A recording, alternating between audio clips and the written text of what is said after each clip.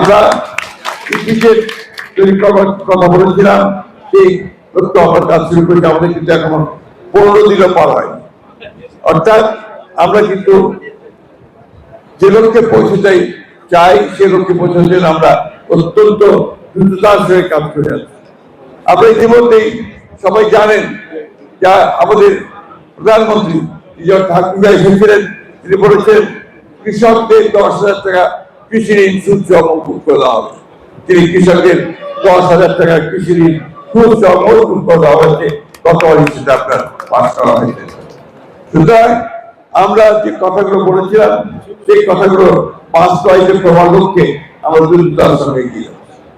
আমাদের সবসময় মনে রাখতে হবে যে আমরা একটা অভ্যুত্থানের মধ্য দিয়ে, আমরা অনেক রক্তপাতের মধ্য দিয়ে আমরা একটা নতুন বাংলাদেশ সৃষ্টি করবার প্রত্যয় নিয়ে আজকে এগিয়ে চলেছি।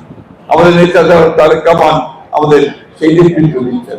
বর্ণ, গোত্র, ধর্ম সবকিছুকে একত্রে করে সকলকে সঙ্গে নিয়ে জাতীয় ঐক্য সৃষ্টি করে আমাদেরকে আমাদের জাতি গঠনের ক্ষেত্রে এগিয়ে যেতে হবে। আমরা কোনদিনই হার মানিনি, আমরা হার মানব না। আমরা 1971 সালে আমাদের স্বাধীনতার যে চেতনা, 90-এর যে চেতনা এবং 52-র যে চেতনা এবং সবশেষে আমাদের জুলাই যুদ্ধের যে চেতনা, সেই চেতনাকে ধারণ করে আমরা আমাদের জাতি গঠনে সামনের দিকে এগিয়ে যাব। আল্লাহ তাআলা আমাদেরকে সেই শক্তি দেন যেন আমরা আমাদের দেশকে সত্যিকার অর্থে একটা